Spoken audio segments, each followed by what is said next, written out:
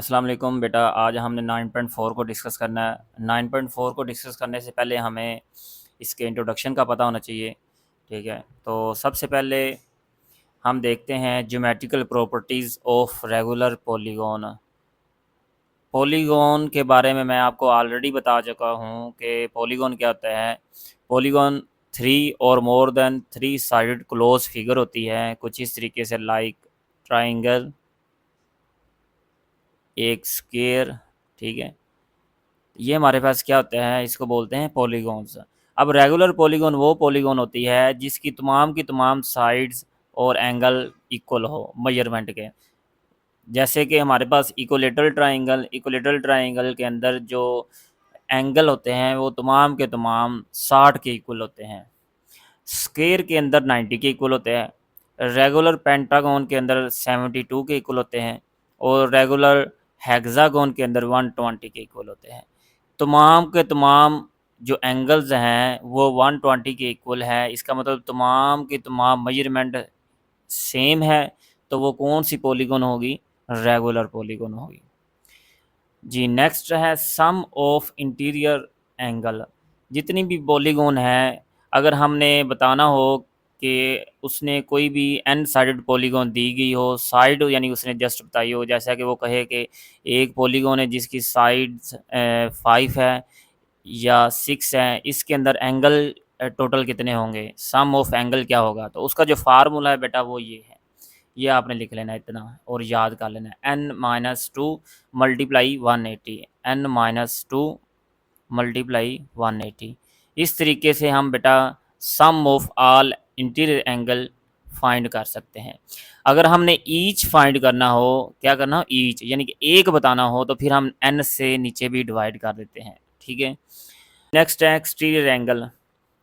Exterior angle, sum of all exterior angle अगर हमने किसी पॉलीगॉन के चेक करने हो, हमने फाइंड करना हो कि जो सम होता है टोटल जो किसी भी पॉलीगॉन के अंदर उनके बैरूनी बाहर वाले जो एंगल होते हैं उनका जो सम होता है वो किसके इक्वल होता है, तो उसका फार्मूला बेटा ये है 360 बटा एन।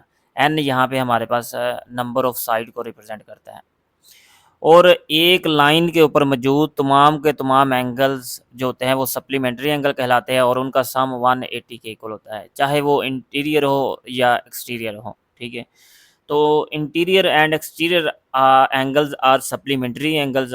ठीक, किसी कोने में मौजूद, मिसाल के तौर पर ये, ठीक है, एक ये एंगल हो गया और एक एंगल ये हो गया।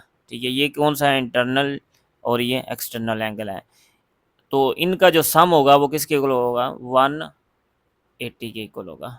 डायगोनल बेटा क्या होता है कि आपको पता है, कोई भी एक हमारे पास पैरेललोग्राम है या कोई एक रेक्टेंगल है, ठीक है, वो लाइन जो इनके वर्टेक्स को ऐसे मिलाती है वो क्या कहलाती है, डायगोनल कहलाती है। ठीक है, तो अगर हमने फाइंड करने हो कि किसी भी एक पॉलीगॉन के अंदर डायगोनल कितने हैं, तो उसका फार्मूला बेटा ये है n into n minus 3/2। Symmetry ये एक प्रॉपर्टी है। मिसाल के तौर पर एक जो भी पॉलीगॉन हमारे पास रेगुलर पॉलीगॉन होगी, जैसे कि एक स्क्वायर, ठीक है, इसके अंदर सिमेट्री पाई जाती है। कौन कौन सी? एक रोटेशनल सिमेट्री पाई जाती है और एक रिफ्लेक्सिव है।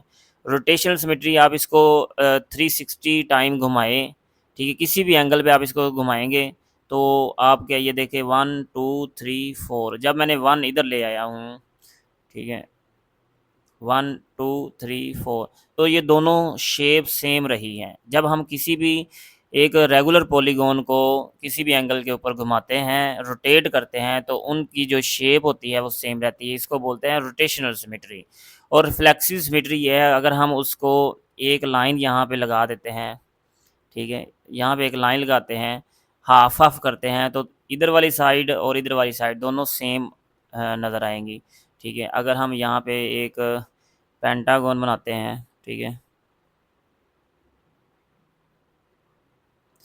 तो अगर हम यहाँ पे एक लाइन लगाते हैं, यहाँ पे हाफ हाफ करते हैं, तो आप देख देख रहे होंगे ये वाली जो साइड है, लेफ़्ट साइड और राइट साइड दोनों आपस में सेम नज़र आ रहे हैं, इक्वल नज़र आ रहे हैं, एक जैसे नज़र आ रहे हैं, तो इसको बोलते हैं reflexive property.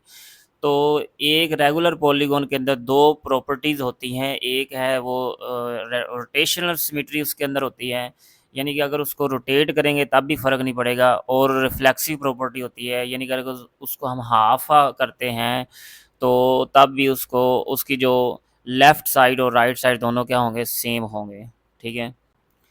Geometrical properties of triangle. सबसे पहले बेटा ट्राइंगल क्या होता है? अ ट्राइंगल एक ऐसी पॉलीगॉन होती है विच हैज़ थ्री साइड, जिसकी तीन साइडें होती है और तीन ही उसके एंगल होते हैं। और जो ट्राइंगल होती है उसकी डिफरेंट टाइप्स होती हैं, साइड की बिना पर और एंगल की बिना पर। जो ट्राइंगल होती हैं उनके अंदर जितने भी एंगल होते हैं उनका जो सम होता है वो 180 के इक्वल होता है। ठीक है। जो इक्विलेटरल ट्राइंगल होते हैं वो उसमें ईच जो एंगल होता है वो 60 के इक्वल होता है। इक्विलेटरल ट्राइंगल के अंदर थ्री लाइंस ऑफ सिमेट्री। सबसे पहले लाइंस ऑफ सिमेट्री क्या होता है? एक ऐसी लाइन जो किसी भी पॉलीगॉन को दो बराबर हिस्सों में डिवाइड करे, वो लाइन ऑफ सिमेट्री कहलाती है। For example if we have equilateral triangle, ये अगर हम कहते हैं जी ये हमारे पास एक इक्विलेटरल ट्राइंगल है,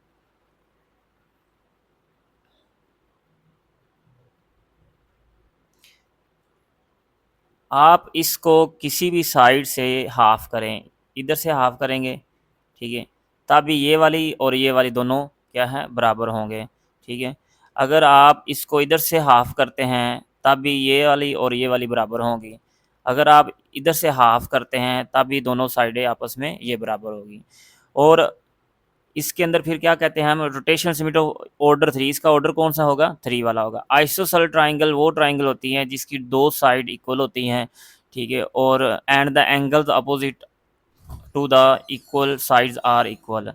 मिसाल के तौर पर अगर मैं यहाँ पे एक ट्राइंगल बनाता हूँ, ठीक है, ये हमारे पास एक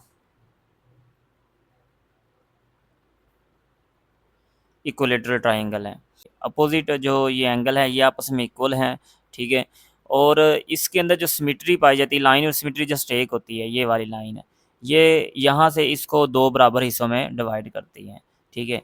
अगर हम यहाँ से ऐसे करते हैं तो ये बराबर नहीं बनते, तो इसलिए इसकी जो लाइन ऑफ सिमेट्री होती है वो जस्ट एक होती है, इक्वलेटरल की तीन होती है। Exterior angle of a triangle बेटा क्या होता है? The measure of an exterior angle in a triangle is equal to sum of measure of two opposite interior angle. मिसाल के तौर पर ये एक ट्राइंगल हमारे पास दी गई है ए बी सी। ठीक है। अगर हमने ये फाइंड करना है कि ये वाला जो एंगल है ये कितना होगा, इसके अपोजिट जो ट्राइंगल, इसके अपोजिट इस एंगल के जो अपोजिट जो एंगल है वो कौन से हैं, ये ए और बी है। ठीक है। अब अगर हमने ए और बी का सम जो होगा वो एक्स के इक्वल होगा, तो ए और बी का जो सम है वो किसके इक्वल होगा, एक्स के इक्वल होगा। ठीक है। तो यही लिखा हुआ है, the measure of an exterior angle in a triangle. Exterior angle की जो मेजरमेंट होगी वो इक्वल होगी sum of the measures of two opposite interior. इसके जो अपोजिट जो एंगल होंगे उनके सम के इक्वल होंगे। Geometrical properties of parallelogram. एक पैरेललोग्राम क्या आती है, ये डेफिनेशन लिखी हुई है। पैरेललोग्राम इज अ क्वाड्रिलेटर, ये चार साइड्स पर मुश्तमिल एक क्लोज फिगर होती है जिसकी अपोजिट साइड्स आपस में पैरेलल होती है और इक्वल इन लेंथ होती हैं, और इसके जो अपोजिट एंगल्स होते हैं वो भी क्या होते हैं, इक्वल होती हैं। मिसाल के तौर पर ये एक पैरेललोग्राम है हमारे पास। ठीक है। ये वाली साइड इस साइड के पैरेलल है, ठीक है, और ये साइड इस साइड के आपस में पैरेलल है। ये एंगल 1 और ये 2 आपस में यानी इक्वल हैं, और ये 3 और 4 आपस में इक्वल हैं। ठीक है। और इनका जो एडजेसेंट एंगल होंगे ये 1 और 4, इनका जो सम होगा, सप्लीमेंट्री एंगल है तो 180 के इक्वल होगा। ठीक है। 1 और 3 ये भी एडजेसेंट एंगल हैं जो आप आमने सामने मौजूद हो। साथ वाले जो एंगल होते हैं ये एक लाइन के ऊपर मौजूद है, हम ऐसे कह सकते हैं, तो उनका जो सम होगा 180 के इक्वल होगा। The diagonals of a parallelogram bisect each other. अगर हम इनका जो डायगनल लेते हैं तो वो एक दूसरे को बाइसेक्ट करते हैं। ठीक है। ये डायगनल्स हैं। ठीक है। ये इस तरीके से एक दूसरे को बाइसेक्ट करते हैं। ठीक है। They are not equal in length. They cross each other at the mid point. They are not equal in length. ये जो डायगोनल होते हैं ये आपस में एक मिड पॉइंट पे कट करते हैं, और ये डायगोनल की जो लेंथ होती है एक दूसरे से डिफरेंट होती हैं। ठीक है। एक लार्ज होता है और एक स्मॉल होता है, इसलिए हम कह सकते हैं they are not equal in length. अब ये दोबारा रिमेंबर उसने कराया। रेक्टेंगल क्या होता है, रेक्टेंगल के अंदर 90 के एंगल्स होते हैं तमाम के तमाम। रोम्बस के अंदर, ये रोम्बस टाइप जो मैंने बनाई है, रोम्बस के अंदर जो डायगोनल्स होते हैं वो बाइसेक्ट करते हैं एक दूसरे के ऊपर राइट एंगल के ऊपर, ठीक है। ये इनके एंगल जो होता है वो 90 का बनता है। और स्क्वायर के अंदर जो एंगल होते हैं वो भी 90 के इक्वल होते हैं, ठीक है। ये एक हमारे पास स्क्वायर है तो इसके अंदर 90 का एंगल होता है। नेक्स्ट है बेटा टेसिलेशन। टेसिलेशन क्या होता है कि अगर हमारे पास कोई भी शेप है, कोई भी फिगर्स हैं, क्लोज फिगर्स, उनको आपस में अगर जोड़ें, जैसे कि हमारे पास पेंटागन और हेक्सागोन, ठीक है। ये हमारे पास हेक्सागोन है, इसको हम अगर आपस में जोड़ते हैं किसी और हेक्सागोन के साथ, तो ये इस तरीके से आपस में फिट बैठते हैं कि इनके दरमियान कोई भी, हम कह सकते हैं, गैप बाकी नहीं रहता, ठीक है। तो इसको बोलते हैं, ये देखिए ना, ऐसे जोड़ते जाएंगे तो इस तरीके का बनेगा। तो ये हमारे पास इसको बोलते हैं टेसिलेशन। टेसिलेशन क्या होता है, is a pattern of shapes that fit together perfectly, जो आपस में क्या होते हैं, जब उनको जोड़ा जाता है तो वो परफेक्टली फिट हो जाते हैं और उनके दरमियान कोई गैप यानी कि नहीं रहता और ना वो एक दूसरे को ओवरलैप करते होते हैं। और जो ऐसी शेप्स जो आपस में यानी कि रेगुलरली पैटर्न ना बनाएं, उनका जो पैटर्न हो तो वो रेगुलर ना हो और उनके दरमियान गैप बच जाए, जैसे कि ये देखें इनके दरमियान ये गैप बचा हुआ है, तो ये बेटा क्या कहलाएंगी, इर्रेगुलर टेसिलेशन, ठीक है। Tessellation can be created using a single shape और अ कम्बिनेशन ऑफ शेप। हम इसको वो कह सकते हैं कि हम एक एक शेप से, जैसे कि ये हेक्सागोन से, हेक्सागोन के साथ अगर हम एक ट्रायंगल से भी इसको बना सकते हैं, देखें ये, ठीक है। तो ट्रायंगल से भी क्या कह सकते हैं कि एक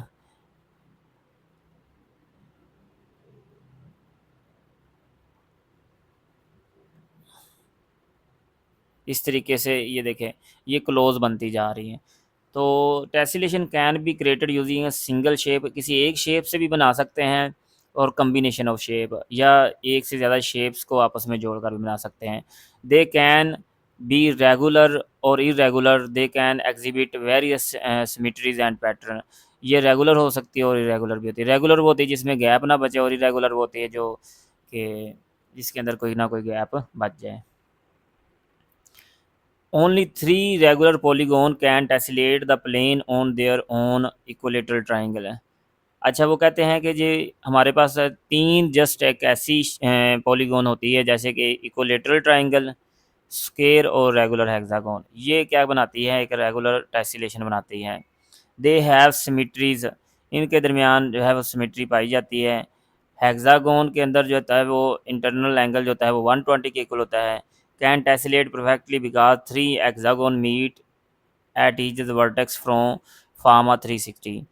अच्छा जी, जैसे कि हमारे पास एक हेक्सागोन है, ये हेक्सागोन, इनके ये जो एंगल है, ठीक है, इनका जो सम होगा वो किसके इक्वल होगा, 360। ये रूल है, यहाँ पे लिखा हुआ है। Regular pentagon and other polygon with angle they don't add up to 360 at each vertex can not form gap free pattern, ठीक है। हम कह सकते हैं अगर कोई दो या दो से ज़्यादा पॉलीगॉन्स को आपस में जोड़ा जाए, उनका ये जो वर्टेक्स हैं, अगर इनका जो सम है वो 360 के इक्वल ना आए, तो फिर वो उसके अंदर गैप बाकी रहेगा, तो वो इरेगुलर टेसिलेशन कहलाएगी। यहाँ पे भी लिखा हुआ है equilateral triangle can tessellate perfectly because the internal angle of each equilateral triangle is 60, ठीक है। तो देखिए मिसाल के तौर पर वो कहता है इक्वलेटरल ट्राइंगल से टेसिलेशन हो सकती हैं, क्यों हो सकती है, क्योंकि अगर हम एक, ये हमारे पास इक्वलेटरल ट्राइंगल है, यहाँ पर मैं बनाता हूँ, ठीक है, दोबारा से, ठीक है। ये हमारे पास एक इक्वलेटरल ट्राइंगल है, ठीक है। इससे हमने टेसिलेशन करनी है, देखते हैं टेसिलेशन कैसे होगी।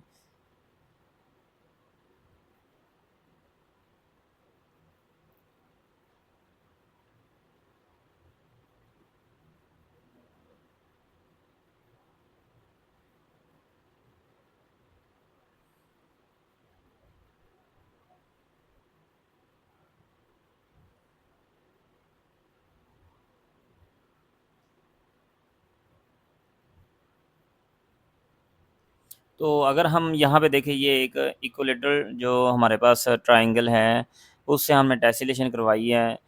उसमें ये तय है, यहाँ पे जो एंगल है वो कितना तय है, 60 है। तो 1 2 3 4 5 6 6 ट्राइंगल आपस में जुड़ेंगी तो क्या होगी, एक रेगुलर टेसिलेशन हो जाएगी। तो यहाँ पे वही लिखा हुआ है कि 6 ऑफ दीज ट्राइंगल मीट।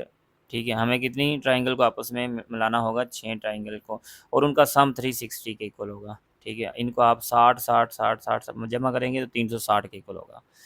तो ये रूल है कि अगर सम ऑफ टू और मोर देन टू पॉलीगॉन, उनका जो वर्टेक्स के ऊपर जो एंगल होगा वो टोटल एंगल 360 के इक्वल होगा, तब हम कह सकते हैं कि वो क्या है, रेगुलर टेसिलेशन होगी। अदरवाइज उनके अंदर गैप बच जाएगा। नेक्स्ट है बेटा एग्जांपल नंबर 13। एग्जांपल नंबर 13 में वो कहता है कि हमने ईच इंटीरियर एंगल बताना है रेगुलर पेंटागन। पेंटागन का मतलब है एन, बेटा क्या होता है, 5।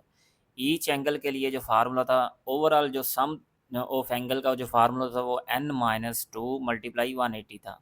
ठीक है, और ईच के लिए मैंने आपको बोला था n से डिवाइड कर देना है। n हमारे पास 5 है, और n यहाँ पर 5 पुट कर दिया। 5 - 2 3 मल्टीप्लाई 180 ओवर 5। जब हमने इसको कैलकुलेट किया तो आंसर आ गया 108। तो ईच जो एंगल होता है पेंटागन के अंदर 108 के इक्वल होता है। नेक्स्ट है एग्जांपल नंबर 14। एग्जांपल नंबर 14 में उसने बोला है हमने टेसिलेशन करवानी है एक रेगुलर पेंटागन से और डीकैगन से। पेंटागन जिसकी साइड 5 होती है और डीकैगन जिसकी साइड 10 होती है। हमने पीछे रूल पढ़ा है कि अगर हम टेसिलेशन करा सकते हैं एक से भी और एक से ज़्यादा पॉलीगॉन से, जो उनका वर्टेक्स जब वो मिलेगी, उनका वर्टेक्स जो एंगल सम ऑफ एंगल होना चाहिए वो 360 के इक्वल होना चाहिए। तो सबसे पहले हम पेंटागन का ईच एंगल फाइंड कर लेते हैं और डीकैगन के एंगल फाइंड कर लेते हैं। इसमें नंबर ऑफ़ साइड 5 है और इसमें नंबर ऑफ़ साइड 10 है। ईच एंगल जो इसका फार्मूला होता है वो n-2 मल्टीप्लाई 180 ओवर n के इक्वल होता है। सेम ये फार्मूला इधर यूज़ कर लिया। n की जगह 5 पुट कर दिया, यहाँ पे n की जगह 10 पुट कर दिया। ठीक है, अब कैलकुलेट किया तो हमारे पास आंसर आ गया 108। ये पेंटागन में का जो है वो ईच एंगल हमारे पास आया है, और जो डी कैगन का जो हमारे पास आया है वो 144 आया है। हम क्या करते हैं, इनको सम ऑफ एंगल यानी इनको सम करते हैं तो हमारे पास 252 आता है, जो कि 360 के इक्वल नहीं है। तो हमें पता है tessellation required 360 angle for their formation. तो यह फिर हमें यहाँ पे एंड पे लिख देंगे tessellation can not be done. क्यों नहीं बन सकती, क्योंकि जो हमारे पास इनके वर्टेक्स के ऊपर जो एंगल बनेगा वो 252 के इक्वल बनेगा, जो कि 360 के इक्वल नहीं है, तो गैप रह जाए। नेक्स्ट एग्जांपल नंबर 15 है। A parallelogram shaped room has base 10 metre, length उसकी कितनी है, 10 मीटर की है, और हाइट उसकी कितनी है, 8 मीटर है। उसने बोला है कि हमने वहाँ पे Babar wants to carpet the room using roll. Carpet बिछाना चाहता है जिसका एक रोल जो होता है वो 20 मीटर का होता है। यानी कि जो उसका रोल है वो, उसका जो एरिया है वो 20 मीटर स्क्वायर के इक्वल है। तो हमें कितने रोल्स चाहिए होंगे, तो सबसे पहले हम जो वो रूम है उसका जो एरिया है वो हम फाइंड कर लेते हैं। एरिया ऑफ पैरेललोग्राम, जो रूम वो पैरेललोग्राम टाइप है तो एरिया होता है वो लेंथ मल्टीप्लाई हाइट के इक्वल। लेंथ उसने 10 दी हुई, हाइट 8 दी हुई, अगर मल्टीप्लाई करते हो तो 80 मीटर स्क्वायर आ जाएगा। तो टोटल 80 मीटर स्क्वायर का जो वो बे उसका हम कह सकते हैं एरिया है उस रूम का। तो हमें चाहिए जी जो हमारा जो एक रोल है वो 20 मीटर स्क्वायर तक, यानी कि कारपेट उसका उस रोल में होता है। तो हम क्या करते हैं, रिक्वायर रोल्स 80 को हम 20 पे डिवाइड कर देते हैं, तो डिवाइड करने से हमारे पास 4 आंसर आता है। ये 4 जो है वो हमें रोल चाहिए होंगे पूरा 80 मीटर स्क्वायर का एरिया कवर करने के लिए। नेक्स्ट एग्जांपल नंबर 16 है। एग्जांपल नंबर 16 में वो कहता है कि find the area of equilateral triangle A B C. एक इक्विलेटरल ट्राइंगल है ये ए बी सी। ठीक है, यहाँ पे देख ए बी सी, और इसकी जो साइड है वो एस मीटर है। ठीक है, ये एस है, ये भी एस है, ये भी एस है। ठीक है, तो हमने क्या करना है कि इसका एरिया फाइंड करना है। इसका एरिया एरिया आपको पता है जो फार्मूला लेंथ मल्टीप्लाई हाइट, ये हाइट हमें हाइट नहीं मालूम, तो हाइट को पहले फाइंड करने के लिए हम एक परपेंडिकुलर ड्रा करते हैं यहाँ पे ऐसे, ठीक है। तो ये ट्राइंगल एक दूसरी बन गई ए बी डी। इस ट्राइंगल के अंदर अगर हम साइन वाला फार्मूला यूज़ करते हैं तो साइन जो इक्वल होता है परपेंडिकुलर ओवर हाइपो के इक्वल होता है, तो एच ओवर एस यानी हमारे पास आ जाएगा। तो परपेंडिकुलर हमारे पास क्या है, ए डी है, और हाइपोटेनियस हमारे पास ए बी है, ठीक है। हमने ए डी यानी कि एच हाइट फाइंड करनी है, ठीक है, मेजरमेंट ए डी। और साइन 63 अंडर रूट ओवर 2 के इक्वल होता है, और ए बी हमारे पास एस के इक्वल है, एस इधर जाके मल्टीप्लाई हो जाएगा, ठीक है। तो हमारे पास जो मेजरमेंट ए डी वो आ जाएगी 3 under root over 2 is equal to S. Now अब हम फार्मूला लगा सकते हैं क्योंकि हमारे पास हाइट आ चुकी है। 1/2 length multiply height, length S है और हाइट हमने अभी फाइंड की है, पुट कर दी, टू टू से मल्टीप्लाई हो गया 4 बन गया, 3 अंडर रूट वैसे का वैसे एस और एस एस का स्केयर, तो ये हमारे पास मीटर स्केयर के अंदर एरिया आ गया। नेक्स्ट एग्जांपल नंबर 17 है बेटा। एग्जांपल नंबर 17 में वो कहता है कि Ali wants to create a floor design that use regular hexagon. Ali ने क्या किया है कि एक फ्लोर डिज़ाइन किया है, उसने फ़र्श का डिज़ाइन बनाना है, उसने हेक्सागोन का इस्तेमाल किया है और ट्रायंगल इक्विलेटरल ट्रायंगल का इस्तेमाल किया है, और जो उसका जो एरिया है वो 10 × 5 यानी टोटल जो एरिया है वो फ्लोर का वो 10 × 5 50 मीटर स्क्वायर है। तो वो कहता है कि वो उसका जो वो फ़र्श डालना चाहता है, वो उसका जो डिज़ाइन है वो हेक्सागोन से, और यानी कि उसकी जो टेसिलेशन करना चाहता है वो हेक्सागोन से और ट्रायंगल से करना चाहता है। तो हमारे पास जो एक हेक्सागोन होती है वो ये इस तरीके से होती है, ठीक है, और जो ट्रायंगल होती है वो कुछ इस तरीके से। अगर 6 ट्रायंगल को हम मिलाएंगे तो वो एक हेक्सागोन बनेगी। तो एक ये 6 ट्रायंगल के साथ हेक्सागोन का जो डिज़ाइन है वो कुछ इस तरीके से मिलेगा। इस तरीके से वो टेसिलेशन यानी कि करना चाहता है कि 7-6 ट्रायंगल और एक हेक्सागोन साथ मिलेगी, तो इस तरीके से वो एक टेसिलेशन बनेगी। अब हम देखते हैं, सबसे पहले हमें एरिया ट्रायंगल का पता है, ट्रायंगल का भी हमने पीछे फाइंड किया, वो है 3 अंडर रूट ओवर 4 एस का स्केयर। एस उसने साइड 1 मीटर दी हुई है, ये देखिए 1 मीटर दी, तो 1 मीटर पुट कर दिया, तो कैलकुलेट किया तो ये आंसर आ गया। हेक्सागोन क्योंकि ये 6 ट्राइंगल 1 2 3 4 5 6 ट्राइंगल मिलकर एक हेक्सागोन बनाती है, तो 6 के साथ मल्टीप्लाई कर दिया, 2 और 2 3 6, 3/2 आ गया। तो इसको अगर हमने कैलकुलेट किया S1 पुट करके तो ये 2.598 आ जाएगा। टोटल एरिया इसका हम देखते हैं कि ये जो एरिया ऑफ ट्राइंगल और एरिया ऑफ हेक्सागोन है, ये जब हम इसको टेसिलेट करेंगे आपस में मिलाएंगे तो ये कितना एरिया कवर करते हैं। तो हेक्सागोन जो एरिया होता है वो 2.598 होता है, जबकि जो एक ट्राइंगल का होता है वो 0.43 होता है, लेकिन हमने 6 आपस में मिलानी है, तो 6 मिला के 6 का मतलब है 6 से मल्टीप्लाई कर देंगे, तो टोटल जमा करने के बाद हमारे पास एरिया निकल आएगा 5.196। ये है टोटल एरिया जो टेसिलेशन का है। अब जो एरिया ऑफ फ्लोर है वो 10 × 5 ये 50 मीटर का स्क्वायर है। अब हम क्या करते हैं, ये 50 को इस 5.596 से डिवाइड करते हैं, ये रिक्वायर हमें पता चल जाएगा कि इतने सेट हमें चाहिए। जब हमने डिवाइड किया तो 9.62 आया, जो कि आलमोस्ट 10 के इक्वल हैं। तो 10 सेट हमें चाहिए हैं ईच ट्राइंगल के और हेक्सागोन के। तो हेक्सागोन हमें 10 मिल जाएंगे, ट्राइंगल क्योंकि एक जो हेक्सागोन है, ये जो ट्राइंगल है ये 6 मिलकर एक हेक्सागोन बनाती हैं, तो इसलिए ये इसके जो सेट लगेंगे वो हमारे पास कितने लगेंगे, 10 को हम 6 से मल्टीप्लाई कर देंगे, 10 6 60, टोटल 60 यानी कि हमारे पास ट्राइंगल होंगी और 10 हमारे पास हेक्सागोन हो गए। Next example number 18। Example number 18 में वो कहता है कि फलक है वो एक सहन बनाने जा रहा है जिसका एरिया 100 मीटर स्क्वायर का है। He decide to both square tiles और ट्राइंगल टाइल्स। अब उसने टेसिलेशन करनी है ट्राइंगल की और स्क्वायर की, जिसका जो एरिया टोटल बनता है 0.25 स्क्वायर का। वो कहता है 60% उसने टाइल का इस्तेमाल किया है और स्क्वायर का इस्तेमाल किया, और ट्राइंगल का 40% इस्तेमाल किया है। तो how many tiles each shape are needed, तो कितनी टाइल्स और यानी कि टोटल टाइल्स यानी कितनी टाइल्स जो ट्राइंगल की लगी है और कितनी लगी है हमारे पास स्क्वायर की। सबसे पहले हम जो एरिया जो हमारे पास टोटल एरिया है पेशो का यानी कि सेन का वो कितना है, वो हमारे पास उसने दिया हुआ है 100 मीटर का स्क्वायर है। ठीक है। और जो टाइल्स एरिया है वो कितना कवर करता है 0.25। हम इसको इस पे डिवाइड करके हम टोटल टाइल्स मालूम कर लेते हैं कि कितनी लगेगी। 400 टोटल टाइल्स लगेंगी। अब टाइल्स हमारे पास कौन कौन सी हैं, एक स्क्वायर टाइप है और ट्राइंगुलर टाइप है। अब उसकी परसेंटेज उसने दी हुई है, जो स्क्वायर टाइल की परसेंटेज 60% उसने यूज़ की है, तो 60 से मल्टीप्लाई कर देंगे। परसेंटेज का मतलब होता है 1/100, तो यहाँ पे 100 आ जाएगा, तो 240 टोटल आ जाएंगे अगर हम इसको कैलकुलेट करेंगे।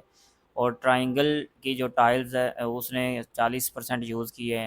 100 परसेंटेज की जगह डिवाइड बाई 100 आ जाएगा, ये 2 0 से कैंसिल, 4 4 16 और 160 आ जाएगा। तो टोटल जो टाइल्स स्क्वायर की लगी है वो 240 है और 160 लगी हैं ट्राइंगल की। नेक्स्ट हमने 9.4 एक्सरसाइज स्टार्ट करनी है। क्वेश्चन नंबर 1 उसमें what is the sum of interior angles of the decagon. Decagon का मतलब होता है जिसमें ऐसी पॉलीगॉन जिसमें एन 10 के इक्वल होता है। ठीक है, यहाँ पे उसने बोला भी है 10 साइडेड पॉलीगॉन। इंटीरियर एंगल का जो फार्मूला होता है वो हमें पता है कि sum of interior angle n-2 multiply 180। तो n 10 आ गया, सम ऑफ इंटीरियर एंगल का फार्मूला लगा दिया, n की जगह पे 2 पुट कर 10 पुट कर दिया, 10 में से 2 गया बाकी रह गया 8। 8 को 180 से मल्टीप्लाई किया, 1440 हमारे पास आंसर आ गया। Next calculate the measure of each interior angle. अब हमने interior angle each interior angle find करना है। ईच के लिए मैंने आपको बोला था n से डिवाइड कर देना है। n कितना है, हेक्सागोन है, हेक्सागोन का मतलब होता है 6 साइडेड पॉलीगोन। ईच एंगल से n से डिवाइड कर दिया, n के n 6 पुट कर दिया, 6 में से 2 बाकी 4 कैलकुलेट किया तो 120 आंसर आ जाएगा। नेक्स्ट पेंटागोन का हमने एक्सटीरियर एंगल फाइंड करना है ईच। ठीक है, तो n पेंटागोन के लिए 5 होता है। एक्सटीरियर एंगल का फार्मूला होता है 360/n। n 5 आ गया, 360 को 5 से डिवाइड किया तो 72 आ गया। Part number 4, if the sum of interior angle, total angle यानी सम ऑफ एंगल उसने दिया है 1440। हमने पॉलीगॉन की साइड बतानी है यानी कि n हमने फाइंड करना है। सम ऑफ एंगल जो होता है वो n-2 180 के इक्वल होता है। सम ऑफ एंगल 1440 दिया हुआ है, 180 नीचे जाके डिवाइड हो गया, 1440 को 180 पे डिवाइड किया 7 आया, 2 माइनस हो रहा है इधर जाके प्लस हुआ, 7 + 2 9। Question number 2, in a parallelogram A B C D. एक पैरेललोग्राम दी हुई है ए बी सी डी, जिसमें ए बी यानी बेस उसने लेंथ जो दी हुई 10, ए डी 6, जबकि ये एंगल जो 45 का दिया हुआ है। हमने एरिया फाइंड करना है पैरेललोग्राम का। एरिया का जो फार्मूला होता है वो लेंथ मल्टीप्लाई हाइट होता है। हमारे पास हाइट नहीं है। ठीक है, हाइट हम क्या करते हैं, यहाँ से लेकर एक परपेंडिकुलर ड्रा करते हैं, तो ये एक ट्राइंगल बन गई ए ई डी। इस ट्राइंगल के अंदर हम साइन वाला फार्मूला यूज़ करते हैं, sine 45 perpendicular over hypo. Perpendicular H है, हाइपो हमारे पास 6 है, 6 इधर और साइन 45 1/√2 के इक्वल होता है, 6 इधर जाके मल्टीप्लाई हो गया। ठीक है, 6/2 आ गया, 2 ये थर्ड टाइप बन गई, तो नीचे 2 नहीं होना चाहिए, तो 2 से हमने रैशनलाइज कर दिया, ये नीचे वाला स्केयर बन गया, स्केयर से स्केयर रूट कट गया, 2 3 6, 3 इंटू 2 ये एच आ गया। अब पैरेललोग्राम का फार्मूला लगाया, एल मल्टीप्लाई एच। एल कितना है 10 है, एच 3 इंटू 2 है, 10 और 3 30, और एरिया का यूनिट है सेंटीमीटर का square. Question number 3, in a parallelogram A B C D.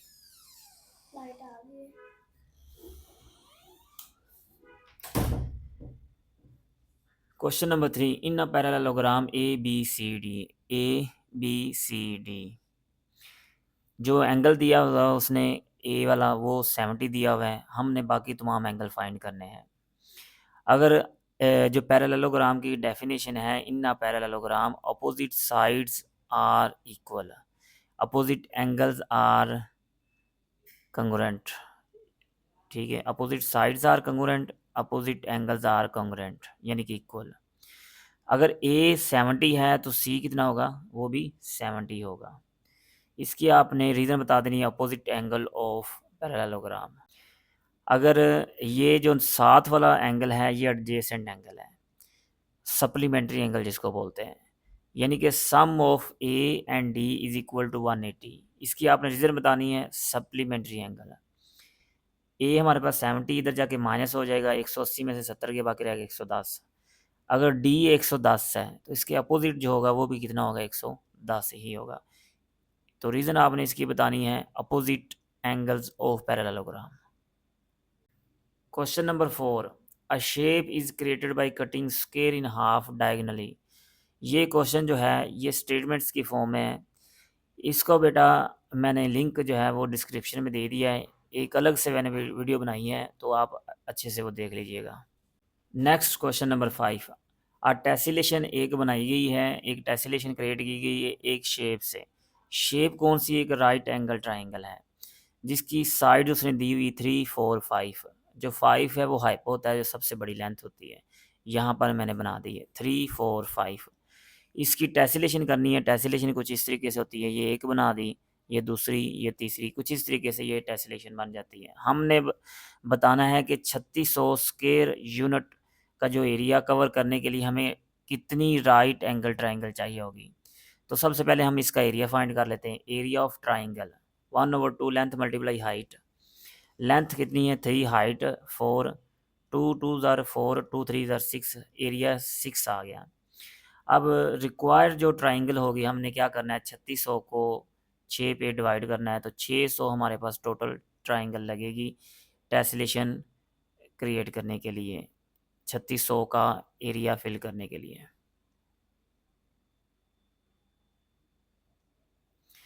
Next question number 6 में उसने फिर बोला है हमने एक टेसलेशन बनानी है एक रेगुलर हेक्सागोन से।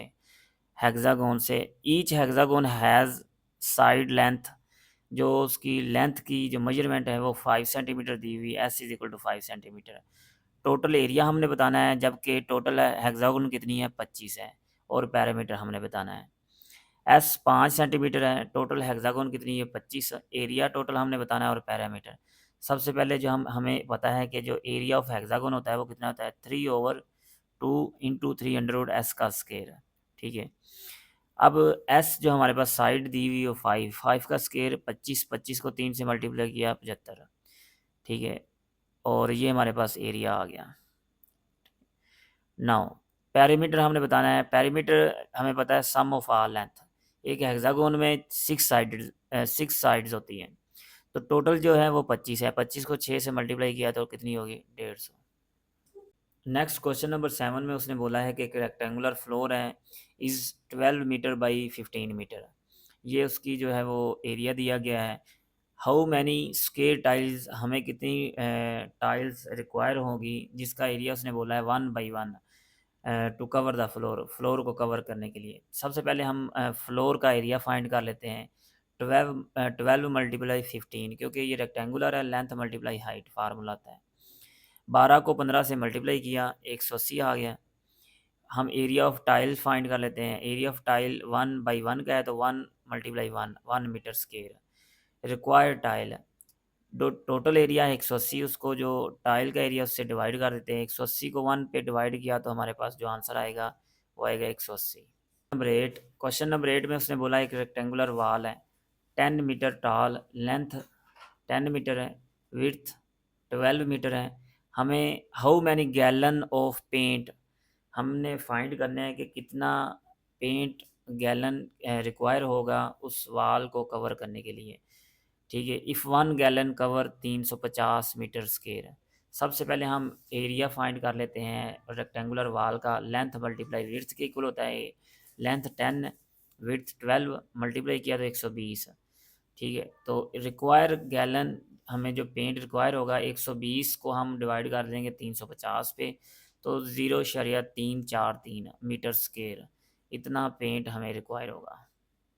क्वेश्चन नंबर 9, अ रेक्टेंगुलर वाल हैज़ लेंथ 10 मीटर, लेंथ उसने इतनी दी हुई, विड्थ 4 मीटर दी हुई, एरिया बन गया 10 4 40।